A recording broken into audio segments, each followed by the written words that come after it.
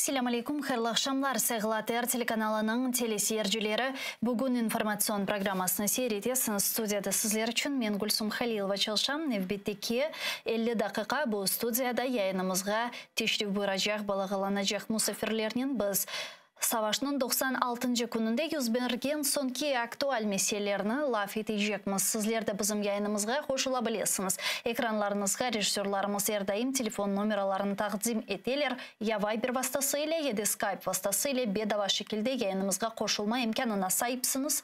Aynı zamanda bizim YouTube sayfamızga abone olmağa da unutmanız. Ne kadar çok insan anda abone olsa o kadar çok diğerleri de bizim yapılan haberlerimizni ve programmalarımızı ko'rayecektir. Bu ise informasyon cebide alıp bargan kurashimizda gayet muhim. Zira toplarının, tüfeklerinin, avtomatlarının, keleşlerinin Ukrayna'nın çeşitli türlü bölgelerinde Rus askerleri saldırsa, diğer taraftan informasyon cebide de saldırılar devam ete ve Rusya propagandası çok fazla yalan yanlış haberler dağıtmakta ve bizler de elbette ki bu yalan yanlış haberlerge karşılık göstererek hakikatlarını anlatmak gerekmiz. Sadece mında Ukrayna vatandaşlarına değil de umumen alganda bütün dünyada ki bu yönelişte Kırım Tatar halkımızın temsilcileri, hususan temsili organımızın vekilleri de faaliyetler alıp bara, hususan Milli Meclis Azamız Gayna Hanım Yüksel Türkiye Cumhuriyeti'nde Ukrayna'nın pozisyonlarını seslendirip Ukrayna'nın hakiki savaşta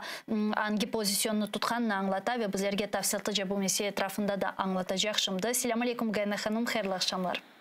Aleyküm selam Gülsüm Hanım. Hayırlı akşamlar. Gayna Hanım, bugün alıngan haberlerge göre Türkiye Cumhurbaşkanı Recep Tayyip Erdoğan Rusya Prezidenti Vladimir Putin'in telefon görüşmesi gerçekleştirdi ve bu telefon görüşmesinden sonra çıkan haberlerge göre Erdoğan Putin'ge Zelenskiy'nin beraber böyle üç taraflı telefon demek muzakeresini alıp barmağa teklif etken. Bu haqda ne düşünüyorsunuz mına? Sizin fikrinizce Recep Tayyip Erdoğan'ın bu ıntılıları bir neticege getirebilir mi? Biz hepimiz buna umut etemiz. Aslında bakacak olsanız savaşın birinci gününden Türkiye hatta ve hatta daha evvel ya savaştan da evvel Kırım meselesinde, Donbas meselesinde Türkiye aracılık yapmaktaydı. Şimdi bu pozisyon sürdürmektedir, yani devam etmektedir ve eğer hakikaten böyle bir format bulunsa ve üçlü görüşme ve bu üçlü görüşmesinde Türkiye olsa tabii ki pek yaxşı olur dep düşünüyorum. Şimdi benim alğanım malumatlarga göre yani Ukrayna tarafı Türkiye'den böyle bir konuşuv bekliyor. Yani Türkiye mesela bu müzakereleri ya da anlaşmaları nasıl koruyor, nasıl şekilde uzun için çiziyor. Çünkü bir anladığıma göre bir garantör olarak girmeyi istiyor bu meseleye. Tabii ki Türkiye'nin de olganını istiyorlar ama Türkiye için bunu söylemek herhalde bir parça erkendir. Çünkü Türkiye izlediğime göre Türkiye bekliyor nasıl taraflar nasıl bir şekilde anlaşacaklar. Anlaşacaklar dediğinde nasıl şaraitlerde bu müzakere kuracaklar, nasıl şaraitlerde bir anlaşmaya gelecekler. Onun için eğer üçlü görüşme olsa ve bu görüşmenin içinde Türkiye'de olsa çok yaxşı olurdu. Çünkü Türkiye'nin bu aracılık rolünü hepimiz kurduk. Hem Kırım Tatar meselesinde, hem Kırım meselesinde, hem Azovstal'daki vaziyette her yerde Türkiye uzun bir pozisyonu, uzun bir rolünü oynaydı. Yaxşı olur dep düşünüyorum. Ya sizin fikrinizce mında Türkiye Cumhuriyeti'nin esas merağı neden ibaret? Zira biz hakikaten de Ukrayna'ya destek bergen veya yeterlice destek bermegen bazı garbi ülkelerini eleştirgenimiz, olarga karşı demek bazı karşılık göstergenimiz vakit mında Türkiye bizge yakın da ülke var ve aynı zamanda Türkiye'nin işbirliği ve ticaret alıp bargan ülkeler sırasında olarak mına bu denge politikasına siz şahsen nasıl kıymet kesiyorsunuz? Bilesiz mi Gülsüm Hanım, hakikaten Türkiye bir denge politikasını sürdürmektedir ve hakikaten bu politika pek tenkit ala, pek eleştirili. Ukrayna'da bazen yani böyle bir dalga gibi bunu görmeye mümkün. Bazen boşa etmeler ama bazen eleştiri Türkiye'ye karşı. Şimdi hakikaten bu politikanı anlamak için Türkiye'nin durumunu bilmek lazım. Mında gelseniz ya da Türkiye'de yaşayan insanlarla laf etseniz onlar sizge ya da uzmanlarla onlar sizge birçok sebeplerini açıklarlar. Neden Türkiye böyle bir politikanı aldı? Neden bu vaziyette hem Ukrayna hem Rusya böyle bir mesafeli, dengeli bir şekilde davranan? Tabii ki eleştirmeye mümkün ama ülkenin özüne göre bir sürü dertleri, bir sürü problemalarını var. Misal olarak ya Türkiye'nin haritasına bakacak olsanız her tarafta sınırın her bir noktasında bir konflikt olan bir bölgedir. Problemli bir noktadır. Balkanları alsan, Suriye alsan, Ermenistan alsan, şimdi Karadeniz'deki vaziyetini alsan her bir yerde böyle bir problemli noktalar var. Ve Türkiye bir de ekonomi pek parlak gitmiyor. Mında insanlar pek böyle özünü zor vaziyette görürler. Dolayısıyla böyle bir politikanı alıp vararlar. Ama savaş sırasında Türkiye'nin Ukrayna'ya yapılan yaklaşımlarını, iyiliklerini asla ve asla unutmamak gerek. Birinci yardım askeri dalda olan bir yardımdır. Mesela bayraktarlar ve diğer yardımları.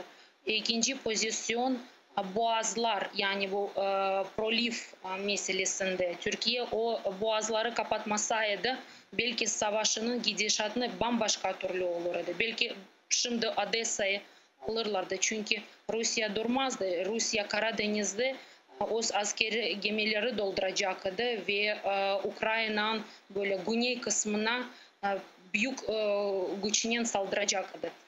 Bütün bunların göz önüne almak lazım ve vaziyetini anlamak lazım. Şahsen ben de bazı şeylerini kabul etmeyeyim. Mesela pek isterdim ki Türkiye bu sene tamamen sınırlarını Rus vatandaşlarına ve Rus turistlerine kapatsın ve ilişkilerini kessin. Ama mında gelgen son ve durumga bakan son Türkiye'nin pozisyasına başka türlü bakasın. Mühim olan her bir savaş mutlaka bitiyadır ve mühim olan bu savaştan zaferden çıkmağa ve mümkün olduğu kadarıyla az kurbanlarla, az ölen insanlarla ve zarardan çıkmaktır. Ve eğer bu vaziyette Türkiye Ukrayna'nın yanında yer alsa ve Ukrayna'ya yardımcı olsa tabii ki ne güzel bize dep айтmağa mümkün. Şüphesiz ya, bunu elbette ki bizlerini meraklandırgan, alakadar etken ve daha çok rahatsızlatkan meseleler sırasında bu Kırım'dır, ana vatanımızdır. Ve birçokları degenine göre şimdi Rusya'nın mantıksızca Ukrayna'ya esassızca başlatkanı bu savaş asıl da Ukrayna için bir fırsat olabilir. Sadece Ukrayna için değil, bütün dünya nizamı için. Ve bu savaş neticesinde Kırım'ın azat etülüğü muhakkak olarak görünmekte. Buna siz nasıl bu meseleni görüyorsunuz? Sizin fikrinizce Kırım'ın işgalden azat etülüğü hangi bir variant peşinden gidecek? Biz şimdi gidişatlarını takip etemiz. Olup bitenlerge bakamız. Tabii ki gelgen malumatlarga göre Herson'dan son, Herson vilayetten son Kırım gelecek dep duyula. Tabii ki bazı askerleri böyle hususlara, bazı noktalara biz dokunmamız çünkü zaten dokunmamalıyız. Yani her bir insan toplumda bunu bilmemelidir. O zaman sır olmaz, devlet sırrı olmaz. Fakat gelgen böyle düşüncelerge, malumatlarga göre Herson'dan son Kırım olacak ve bir şekilde Kırım'ı kurtarmak ve Kırım'ı azat etmek için bu bir fırsat olacaktır. Fakat şunu aytmağa isteyeyim. Birinci növbette tabii ki Herson. Men şahsen Herson vilayetke, Zaporojye, Nikolayev'e bakanda bilesizmi sanki böyle bir korkunç dejavu yaşayım. Anda olup bitenlerine bakam sanki Kırım işgalini yeniden yaşayımız ama daha vahşi, daha böyle acımasız, daha çok insan haklarını şekilde çiğnerek geçiyor bu hepsi. Ve geçen sefer toplaşımımız vardı. Ben söyledim ki Dedim biz mına birkaç yıl devamında Kırım platformanı yapaydık, onun etrafında uğraşaydık. O'zimizga göre bir diplomatik yolunu seçtik, çizdik. Şahsen men endi bir Kherson platformasını ya da Güney platformasını yapmaya istemiyorum. İsteyim ki yani Kherson'dan son Kherson serbest olsun ve Kherson'dan son Kırım'da serbest olsun. Tabii ki bunda birçok faktörler var. Ukrayna'nın durumu, yanında olan müttefiklerin davranışı ki bilirsiniz onlar hepsi aynı şekilde değil. Aynı şekilde davranmalar, bir aytalar sonra yapmalar ya da aytalar uzatarlar ve vaziyet pek böyle %100 parlak görünmüyor. Ama umut etmemiz yakın zamanda Ukrayna hem uzun güney bölgelerini boşaltıp ondan sonra Kırım meselesine bakacak durumda olur. İnşallah. Büyük teşekkürler. Çok sağ olunuz Gayna Hanım bizle bağlanıp sorularımızga cevap vergeniz için. Görüşkence. Sağ olunuz. Görüşmek üzere. Milli Meclis azası Gayana Yüksel bizle canlı bağda edi. Onun birlikte biz Türkiye Cumhuriyeti ve Türkiye'nin Cumhurbaşkanı Recep Tayyip Erdoğan'ın Ukrayna ve Rusya arasında yüz bergen cenknin, yani Rusya'nın Ukrayna'ga ilan açkanı cenknin arabuluculuk rolü etrafında laf ettik. Aslında bu meselede Türkiye'nin demek girişi ve Türkiye'nin bu meselelerini çözülüp yönelişinde hangi bir demek neticelerge ulaşılabileceği etrafında laf ettik ki görüngenine göre ne yazık ki şimdilik bu gibi müzakerelerinin anahtarı Putin'in kolunda, ama diğer taraftan demek Zelenski zaten her vakit ayta men hazırım görüşmeye gidip bu savaşını bitirmek için, ama demek bu görüşüf olsa bile ne laf edilmesi mümkün ki bu görüşüfde o kadar çok canlar, o kadar çok şehirler, kasabalar ve en önemlisi insanlar öldürülgeninden sonra iş bu demek müzakerelerinin neticesinde birçokları degenine göre bu masa etrafında eğer de bir müzakereler olacak olsa bu sadece Rusya tarafından kapitülasyon belgesinin imzalanması gerek olacak değiller. Bundan evvel yapılabilecek hiçbir müzakerelerge hiçbir neticeler getirmeyeceğini de kaydediyor birçok siyasetçiler. Rifat Ağa Çuparov bizle canlı bağda adet üzere biz onun erkun savaşının seyri etrafında laf etimiz. Rifat Ağa selamun aleyküm, hayırlı akşamlar. Hayırlı akşamlar, selamun aleyküm. Rifat Ağa, şimdi demek Milli Meclis azamız Gayna Hanım Yüksel'in laf ettik. Esasen Türkiye Cumhuriyeti'nin demek siyaseti etrafında müzakere ettik ki bilesiz bugün Erdoğan Putin'in telefonla konuştu. Demek çok meselelerini laf ettiler ve esas mesele elbette ki Ukrayna oldu. Rusya'nın Ukrayna'ga açkanı savaş. Bana ne düşünüyorsunuz bu telefon konuşması ile bağlı? Erdoğan teklif etken Zelenski'ni de dahil etmeye ve böyle uç taraflı konuşup telefon vasıtasıyla olsun deyip Putin şimdilik galiba reddetti. Şimdi bütün dünya bu Rusya-Ukrayna cenkini toktatmaya tırışıyor. Çünkü bu tek iki ülke arasındaki cenk değildir de, yok, cenk elbette Ukrayna'nın toprağında gitti, ama bu cenkten zararlar bütün dünyaya diye ve burada bilirsiniz ekonomik meseleleri çok düştü ve Ukrayna aslı bu dünyada koy hocalığı ya da buğday asragan bir ülkeler olduğu sebebinden şimdi böyle kıtlık ya da açlık da böyle bir açlık korkusu da var dünyada ve çeşitli türlü sebeplerden işte ne olsa da bu cenkini toktatmaya çok taraflar tırışıyorlar ve Türkiye devleti böyle inisiyatifle davranan devletlerin birisi ve bilirsiniz Türkiye Cumhuriyeti'nin devlet başlığı ya da Cumhurbaşkanı Erdoğan birinci sefer böyle inisiyatiflerinden çıkanı değil. Evvelden de böyle teklifler olmuştu ve bir konuşma İstanbul'da endi ötkerilmişti bir iki ay evvelsi. Şimdi ise Erdoğan uç taraflı görüşme olabilir deyip işte Birleşmiş Milletler Teşkilatı, Rusya ve Ukrayna delegasyonları. Ama biz bugün Erdoğan ve Putin arasındaki konuşmanın neticesini, detaylarını bilmiyoruz. Ne oldu?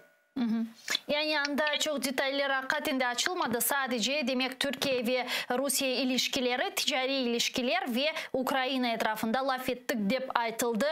Türkiye'nin Cumhurbaşkanı'nın basın sekreteri. Yani hakikaten de kapalı demek kalmaya devam etti ve aynı zamanda şimdi Türkiye'de Rus teşvikatının hangi bir şiddetli şekilde çalışkanını da görüyoruz ne yazık ki ve esas şimdi böyle aytılgan tezisler sırasında bu Amerika Birleşik Devletleri Ukrayna'nı silahlaştıra, çok fazla silahlar beri ve Rusya'nı zayıflatmak için Ukrayna'nı kullana degen böyle tezis şimdi çok tarkaldı Türkiye Cumhuriyeti'nde. Savaş şiddetinin devam ederken de bu şiddetli tezislerde çoklaşa. Yani Rusya'nın teşvikatı çalışa. İşte bularını aydınlatkan bazı Türk analistleri de mevcut ne yazık ki kalmaya da devam edilir.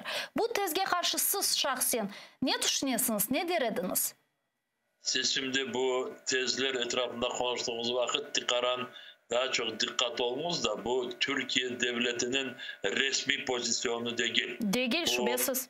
Değil çünkü şimdi biz Erdoğan'ı konuştuk, diğerlerini konuştuk da arkadaşlar yanlış anlamasınlar. Ama Türkiye'de gerçekten de çeşitli türlü ekspertler, analiz yapan kişiler, siyasetçiler, işte siz şimdi söylediğiniz fikirlerini dağıtmaya tırışalar. Dersin ki şimdi bu dünyada Amerika koşma devletleri ve Rusya arasında böyle bir tartışmalar geçe de ve bu tartışmaların işte bir forması böyle silahlı genç şeklinde Ukrayna toprağında geçe ve Ukrayna'nın da dersin ki Amerika koşma devletleri kullana Rusya'ya karşı. Böyle fikirler tek Rusya taraftarları dağıtabilirler. Böyle anlamayı dağıtsalar da ama Rusya'nın siyasetine böyle yardımcı olan kişiler anlamayıp da böyle dağıtabilirler böyle fikirleri. Şimdi Rusya Ukrayna'yı devlet olarak yok etmeye tırışa ve Ukrayna'yı toprak olarak kendisinin kontrolüne almaya tırışa. Ve şimdi burada kimler silah verseler Ukrayna'ya, onlar adalet tarafında korunurlar. Çünkü Ukrayna devletine komşu diğer devlet silahdan gelip insanları öldürüyor ve Ukrayna'nın egemenliğini yok etmeye tırışa. O sebepten daha bir kere de söyleyeyim. Kimler Ukrayna'ya silahla yardımcı onlar adalet taraftarları. O sebepten bu yardımcıların içinde Türkiye devleti de var. Türkiye devleti şimdi bu Rusya-Ukrayna cenkinde kimler haklı, kimler suçlu olganını çok yaxşı bilirler. Ve demek bizim meselelerge kaytar ekende şüphesiz sizin laf etmege istegenimiz bu işgal etilgen Kırım'da yapılgan sonki haksızlıklar oldu. Zira 3 advokatımız Ayder Azamatov, Nazim Şeyhmambetov ve Emine Avamilovaga memuri ceza çıkardı Rus işgalci kuvvetleri. Ayder Bey'ge 8 kun, Nazim Bey'ge 8 kun, Emine Hanım'a 5 kun hapis cezası hukumu çıkarıldı memuri dava boyunca. Bu nedir Rifat Ağa sizce? Milletimizi ezmege daha çok çeşitli türlü böyle formalar kullanırlar Rus işgalcileri. İşte şimdi konuştuk da bundan önce bu Türkiye'deki bazı siyasetçiler Amerika koşma devletleri Rusya işte Ukrayna'nı kullanırlar. O zaman kesinler işte bizim toprağımıza, Kırım'a, işgal edilgen Kırım'da ve toktasınlar bu Ruslar tarafından yapılan bizim milletimize, Kırım Tatar halkına yapılan bütün bu cinayetleri. Elbette bunu hiç becermezler. Neden becermezler? Çünkü Rus işgalcileri bizim toprağımızı zapt eden kişiler birisini Kırım'a gidirmezler. Ne Birleşmiş Milletler Teşkilatı'nın hadimlerini, ne AGİT'in kişilerini, ne de Türkiye'den bazı böyle boş konuşkan siyasetçilerini. Çünkü Ruslar işgal edilen Kırım'dan oradaki kökenli, tamirli milletini yok etmeye çalışalar, davranalar ve Kırım Tatarları Kırım'dan kendileri bırakıp gitmesi için işte böyle baskınlar yaparlar. Şimdi advokatların sırası geldi. Ondan önce diğer arkadaşlarımızı haksızlıkla mahkemelere verdiler ve içeriye kapattılar. 13, 17, 19 senelik içeriye bıraktılar. Şimdi bu advokatların zamanı geldi. Yarın daha birisileri olabilir. Rusların politikası. Ya bu olar mesaj, nasıl mesaj vermeye tırışalar? Yani advokatlarımız Kırım Tatarlarına yapılgan haksızlıklara ve suçsuzluklara korup demek olarını korçalamasınlar degen böyle mi mesaj verilmeye planlaştırılan işgalciler tarafından? Yani bu kadar mı olar bizden korkalar? Onda asıl da bizim ne kadar böyle silahsız kureş alıp barganımız bir millet olganımızını yaxşı bilir eken de bu kadar korku neden sebep? Çünkü dünya Kırım'a dikkat etkeninde bütün bu Birleşmiş Milletler Teşkilatı tarafından olsun, Avrupa Konseyi, Avrupa Birliği tarafından kabul edilen bütün bu beyanatlar ya da kararlar orada her bir kararların içinde Kırım Tatar milleti ve Kırım Tatarların ana toprağı olganını şimdi açıklamalar yaparlar ve Ruslar işte bunu hiç kötermeyirler ve bu Kırım Tatarları sonuna dek susturmak için, ağızlarını kapatmak için, hiçbir yerde böyle meydanlara çıkmaması için işte böyle baskınlar yaparlar, korkutmak için. Daha çok ziyade korkutmak ve hepsinin ağzını kapatmak için. Bir taraftan böyle baskınlar yaparlar. Şimdi bugün misal için orada Kırım Tatar Milli Meclis Reisi'nin birinci muavini Nariman Celal'ın ve onun yanındaki Hasan ve Aziz Ahtemovlar kardeşlerin mahkemeleri var. Aynı zamanda Nariman Celal'ın advokatı Emine Hanım Abameliva ve şimdi yanlışmasam Ayder Azamatov da bu kardeşlerin birisinin advokatı. Şimdi bakınız bugün mahkemede bizim haksız suçlanan soydaşlarımız advokatsız kaldılar ve işte bu milletimizi ezmek için en esas Ruslar tarafından yapılan bu forma baskınlık. Nasıl düşünüyorsunuz? Mına Xerson vilayeti Rus işgalcilerinden azat etilip Ukrayna silahlı kuvvetleri Kırım memuri sınırına ilerlegeni vakit Kırım'ın içerisinde bir faaliyetler meydana kelebilir mi? Misal olarak kütlevi mitingler Ukrayna'ya destek olgan. Bularga asıl da imkan olur mu o zamanda? Ya da yok ya da sakince yüz bergen hadislerini takip etmek gerek olacak. Onu o vakitteki durum gösterir. Şimdi böyle detaylı olarak öyle olabilir de ya da belki de böyle demesi benimce çok doğru değil. İnsanlar her bir şeye hazır olsunlar ve anlaşıldı ki Xerson vilayeti Rus işgalcilerinden azat edildiği zaman Kırım'ın sınırında askerler toplamayacaklar. Onlar Kırım'a girecekler. İnşallah o vakit Rusya'nın durumu daha çok böyle berbat olur da ve Rusya orada ziyade böyle zararlık yapmaya hem insanlara hem etrafta gücü olmaz o vakit deyip ona ümit edeyik. Bazı garbi medyalarının tarqatkan malumatlarına göre sanki dersin Putin endi çoktan ölgen, onun yerine kopyasını getirdiler ya da 2 yıllık ömrü kaldı deyler. Elbette ki konspiroloji böyle teorileri olabilir ama duman olmayan yerden ateş çıkmazdı. Ya o zaman Erdoğan bugün kimle konuşmuş eken? Bilmeyeyim. Onun belki de... Oldu.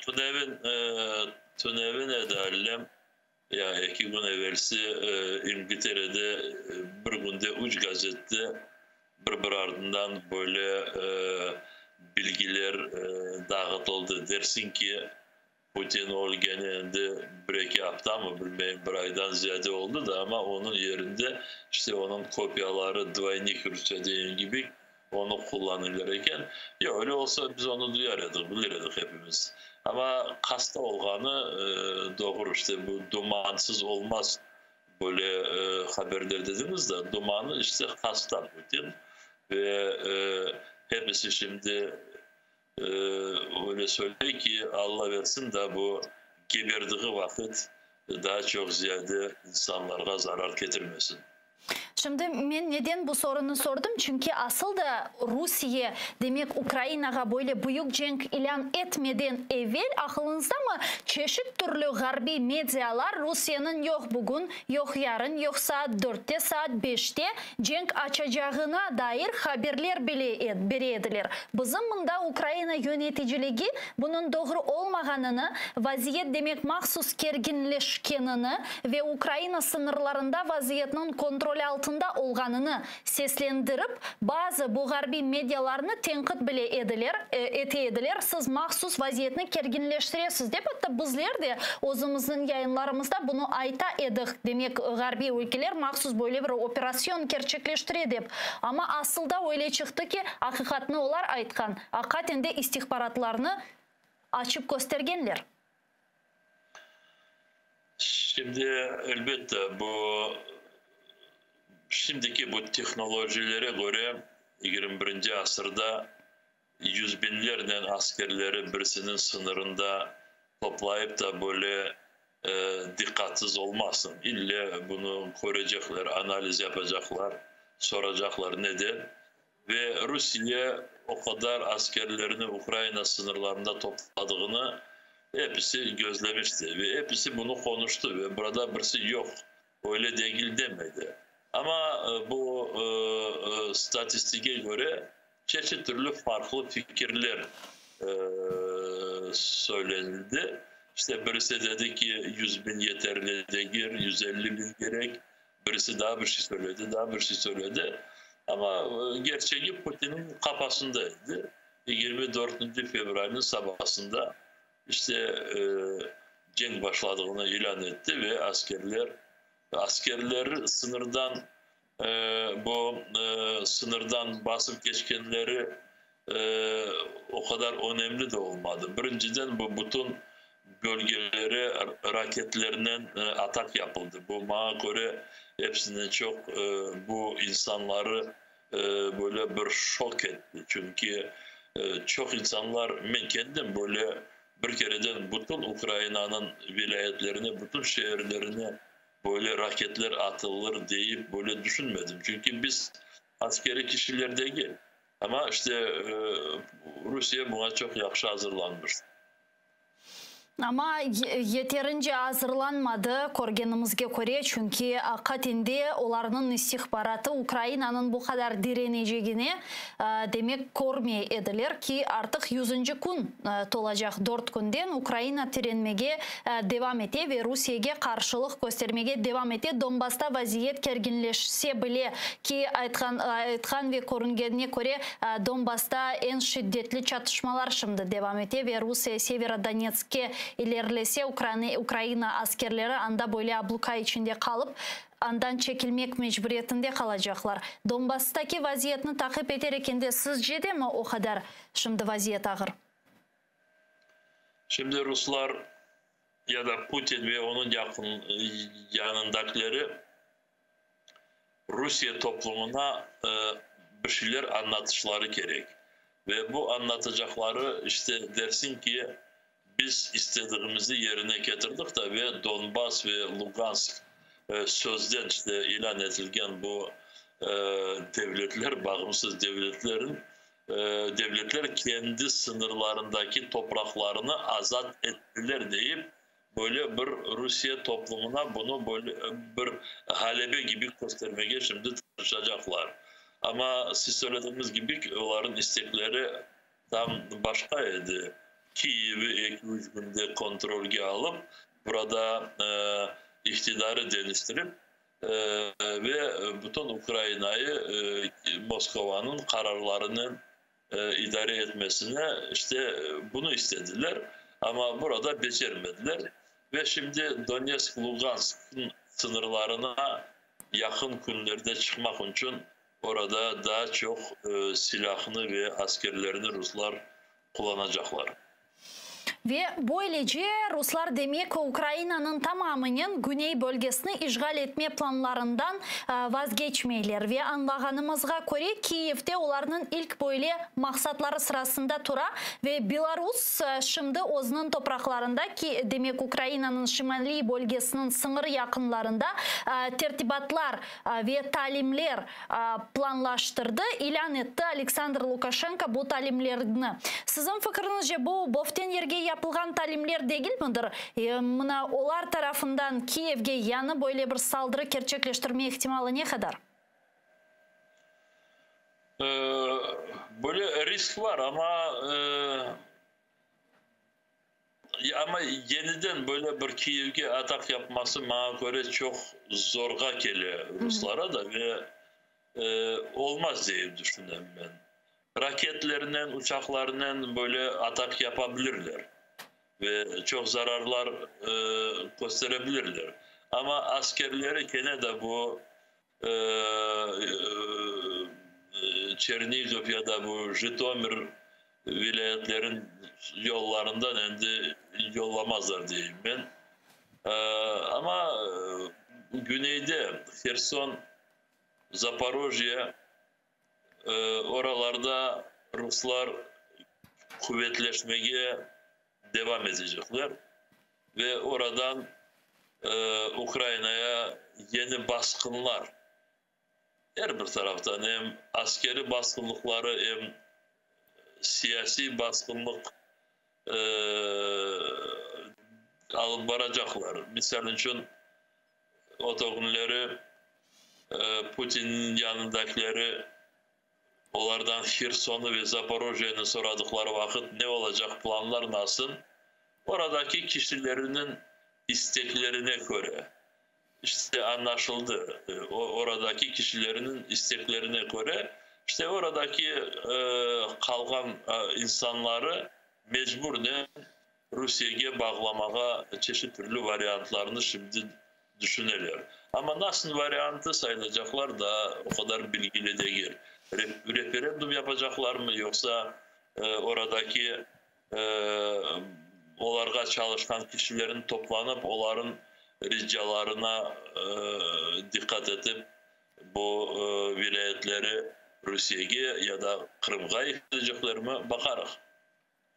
Melitopol'den bugün alıngan ve verilgen haberlerge göre binlerce insanlarını Rusya Federasyonu topraklarına çıkarganlar. Aynı zamanda bizim bilgenimizge göre Mariupol tarafından da çok insanları zaten Rusya'ya çıkara edilir. Şimdi bütünley Kherson bölgesinden bu insanların çıkarılganını ve hatta bazı birkaç gün evvelse İskender Habariyev yayınımızda aytkanına göre demek bu bölgelerden insanlarını Rusya'nın Arbey bölüklerini alıp ketip anda çalışmaga zorlay ekenler. Bunun etrafında ne düşünüyorsunuz? Neden sebep böyle kütlevi şekilde insanlarını Rus topraklarına çıkararlar? Yani bunda maksat neden ibaret?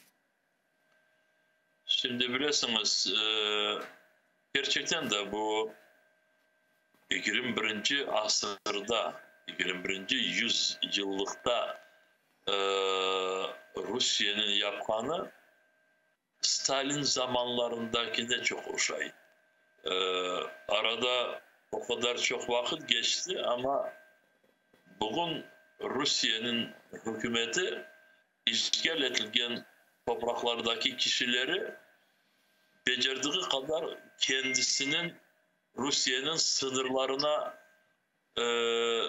taşımaya böyle hareketler alıp da ve bu kişileri işte kendilerin orada insanları yetişmediği yerlerde böyle mal gibi kullanmaya 18. Mayıs'ta 1944. senesi milletimizi, halkımızı vagonlara oturtup Özbekistan'a yolladıkları vakit 18. günü da Ural meselesi yok idi, Sibir meselesi yok idi.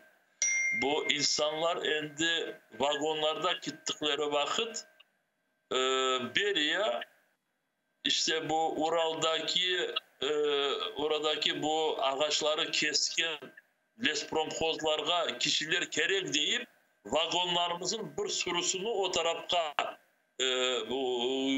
vurdular da ve o vakit çok insanlarımız akrabalar o vakit birbirlerini coydu ediler. Çünkü Balaban şehirlerden, köylerden bir yerde yaşayan insanları bırakıp poizleri böyle gidirmiş ediler ve gittiği vakit bazı eşelonları Ural'a aylandırdılar. Bazı eşelonlar da Özbekistan'a yol devam etmişti.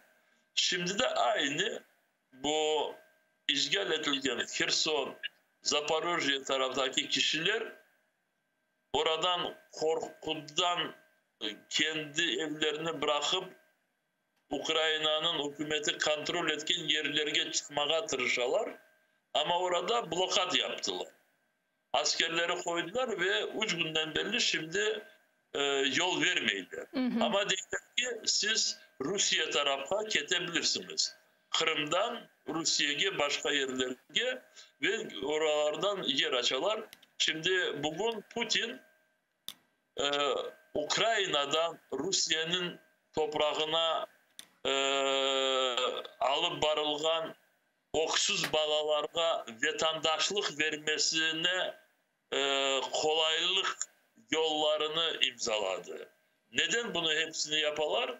İşte buradan çıkargan oksuz balaları kendi vatandaşları yapmak için onları orada büyügen son kullanmak için buradaki kitken kişileri Sibirya'da daha uzaklarda çalıştırmak için kendi insanları yeterli değil. Kendi insanları içkiden bütün bu başka işte sebeplerden ya olup gittiler ya da başka ülkelere kaçtılar. Şimdi kendi boşalan topraklarını adamlarla doldurmak için Ukrayna'daki insanları böyle götürmeye şimdi tırışalar. Bu insanlarga ne tavsiye eder ediniz? Yani onlarga hatinde ne yapmaga Kherson, yani işgal edilgen topraklardan çıkıp olamaylar. Ya işgalciler oğullarının başka topraklarga çıkmaga mecbur, yani o'zining topraklarına, işgal edilgen topraklardan Rusya'ya mecbur etkenleri vakit hangi bir şekilde davranmak doğru olur edi? Aslında burada söylemesi çok zor çünkü ben böyle kişilerden böyle sirek olsa da ama her gece bir iki kişiden böyle laf etem. Bizimkileri telefondan araylar ve kendilerinin oradaki ağırlıklarını bildirirler ya da akıl sorarlar ve elbette eğer insanlar oradan bilgili bir sebeplerden mutlak ayrılmaya karar alsalar, çünkü bazıların sebepleri ben burada açıklamayayım, o kadar çok gerçek ki oradan ayrılsalar kendilerine ya da balalarına daha çok büyük böyle zorluklar olmazdı. Ve o kişiler elbette bu Ukrayna hükümeti kontrol etken yerlerge geçmeye tırıştalar ve ben burada onlara kol tutam. Rusya tarafına böyle mecburi kitlenlerine bizimkileri olsa ben diyeyim ki Kırım'dan uzağa gitmeyiniz. Çünkü işgal edilgen Kırım'da ille akrabalarımız var, tanışlarımız var ve mecbur olsanız Kherson vilayetinden ayrılmaya ve bu tarafta gelmeye çareniz olmasa çeşitli türlü sebeplerden Kırım'da akrabalarınızı, yakınlarınızı bulunuz da ve onların yanında bu zor zamanları geçiriniz. Ve siz bu programınızdan şimdi kullanıp gerçekten de bunu oradaki bütün soydaşlarımıza böyle bir rica etmeye isteyeyim. Son taraftan gelgen soydaşlarımıza yardımcı olunuz ve onlarla orada biraz vakit geçirmeye gerek. Aynı zamanda Kherson bölgesinden demek vatandaşlarımız yani irtibatta olganınızı kaydettiniz. Mına şimdilik Kherson bölgesinde bu represif faaliyetlerinin devam ettiğini takip etesiniz mi? Rusya'nın topraklarına çıkarmanın yanı sırasında demek vatandaşlarımızın evlerine basıp kırıp gibi bu represif faaliyetler devam ediyor mi? Var. Burada bunu daha bir kez açıklamaya gerek ki çok insanlar kimlerin evlerine gelip tentürler yaptılar. Kimlerin yakınlarını Rus askerleri kendilerinden alıp gittiler. Ve bu vaktice haberleri yoktur yakınları nerede olanların. Bu insanlarımız çoksu bu korkudan birisine bildirmeyler bu olganını da ve bundan çok büyük bu yakınlarını çok büyük riske daha çok böyle yakınlaştıralar.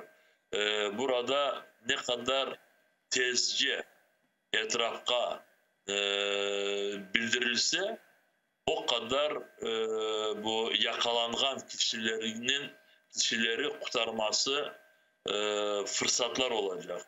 Ve ben Kırım Tatar Milli Meclis diğer azaları anlatmaya tırışıyıq. Ama bazı insanlar bizlerini işitmeye istemiyorlar. Yok, benim kocam için bir şey söylemeniz, onu orada türmede vuralar. Eğer siz bir şey söyleseniz daha çok vuracaklar. Yok, söylemesek vuracaklar. Söylemesek son tapılmayacak. Ne kadar çok adaletsizlikten böyle uğrayan kişilerini dünyaya bildirsek o kadar onların canını kurtarmaya fırsatlar olacak. Onu bilmeye gerek. Ama bu hakikaten de Kırım tecrübesi üzerinden demek Kherson bölgesinde de yaşayan vatandaşlarımız bularga koz taşlamalı ve bularını bilmeli dep düşünem. Zira Kırım'da artık 8 yıldır aynı baskılar yapılmakta. Kırım'da vatandaşlarımız en azından artık nasıl davranması gerek olganını bileler ve çeşitli türlü korçalayıcı teşkilatlar da meydana geldi. Advokatlarımızı tutup şimdi hapishaneye taşlaganlarına bakmadan ama Kherson bölgesinde de vaziyet biraz benzemeye başladı Kırım'a değil mi? Çok yakınlaştı oradaki vaziyet de ve burada bazı insanlarımız şimdi bizim kolumuzda eğer böyle bir yardım etmeye mekanizmalar olsaydı ben şimdi bazı söylediklerimi o kadar uzatmaz edim. Ama çünkü bizde de böyle mekanizmalar şimdi olmadığı sebebinden çünkü aramızda Rus askerleri savaş keti. Ve bizler şimdi oraya ne kendimiz varabiliriz ne de buradan bir türlü yardımlar edebiliriz. Ama oradaki insanlar böyle çaresizlikte sonunacak böyle nasıl size diyeyim şaşmalayıp kalmasınlar. İlle ne kadar zor olsa da davranmaya, birleşmeye gerek. Misal için o günleri birisine laf ettim. Diyeyim ki yakınınız endi bir buçuk haftadan belli Ahmetçik'te oradaki SİZO'da. Onun advokatı yoktur. ve ona FSB mutlak mahsus kendi tarafından devlet advokatını verir. Neden öyle yapar? Çünkü o soydaşımızı orada kırmak için ve bu istediklerini yazdırmak için. Ve diyeyim ki yalvaran Ahmetçi varımız, advokatının bulunmuş, Kırım Tatar advokatları var. Rifat Ağa bizde para yoktur. Anlayayım sizde para olmadığını. Akrabalarımız var, tanışlarımız var, dostlarımız var. Ne kadar az olsa da bir şeyler toplayınız da tez orada türmedeki olgan akrabanıza advokatını yollamız da ve biraz çıkaran yardımlar yolları açılsın ona da. O siz borçka algan masraf etmeye paraların son bir türlü çarelerini kendimiz de bakarsınız. Belki bizim de bir çaremiz olabilir.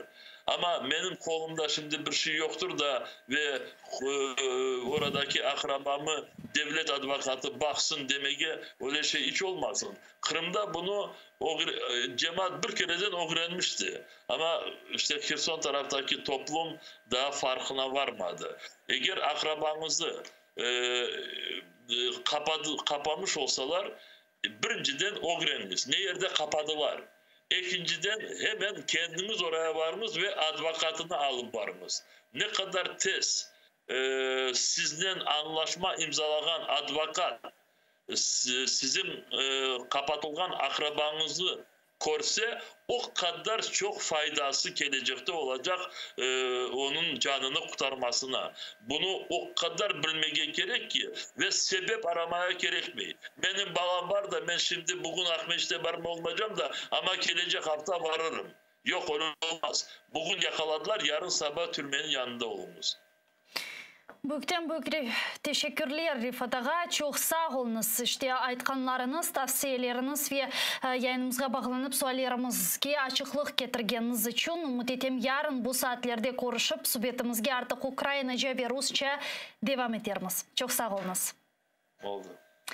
Milli Meclis reisi Bütün Dünya Kırım Tatarlar Kongresi'nin prezidenti Rifat Çubarov bizle canlı bağda edi. Saygılar arkadaşlar, yanı işgal etilgen Kherson vilayetinde yüz bergen sonki meseleler etrafında laf ettik. Anda bilgenizge göre Rusya işgalcileri daha da şiddetli hareketler ile yerli ihalege, hususan Kırım Tatarlarga özlerinin baskılarını devam ettiler. Zaten bu bölgege daha evvel hazırlangan faal insanlarının adları ve soyadları olgan cedvellerden kelgenler ve bu cedveller üzeri insanların evlerine basıp kırıp baskılar yapalar. Birçoklarını artık işgal etilgen Kırım'ın teritoriyasına geçirip andaki hapishanelerge yerleştirdiler ve elbette ki bu yanı işgal etilgen toprak, yanı işgal etilgen teritoriya olganı sebebinden bazı vatandaşlarımız demek hangi bir şekilde davranacaklarını bile ve elbette ki korku ve sakıntılar da mevcut olması normal bir şey. Elbette ki insanlar bu gibi şartlarda hiçbir vakit olmagan ediler ve hangi bir şekilde davranmak lazım gerek olganını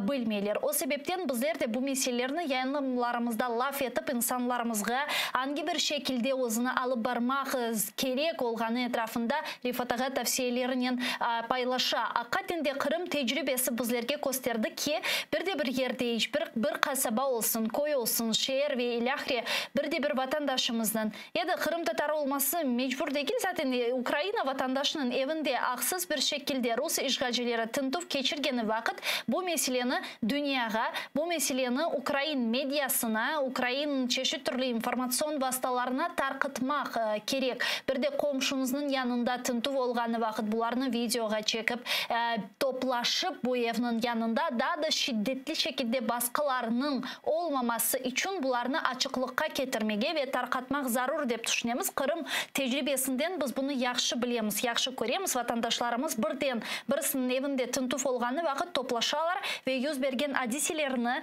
yüz bergen represif faaliyetlerini aydınlatalar dünyaya. Biz de öz tarafımızdan elimizden kelgence çeşit türlü menbaalar ve ceryanlar vasıtasıyla bularga yardım gösteremiz. O sebepten Rifat Ağa'nın da aytkanı gibi hakikaten de eğer de bir böyle baskılarga şahat olsanız muhakkak bularını aydınlatmak ve bunda bularını aydınlatmak аңлатмақтан сақынмамақ зарур деп айтамыз. Сайғы arkadaşlar, біз сегенларымызға девам етечекміз. Атайырлы заман информацион программасы шымды сізлерге сонки меселеріні, хаберлеріні аңлатacak. Sonra meslekdeşim Айдар Муждабаев сізлеріні Прайм Муждабаев программасында селямлайжақтыр. Мені иншалла ярын сізлер ile bu stüdiyada көрішeceğim. Атайырлы олыңыз.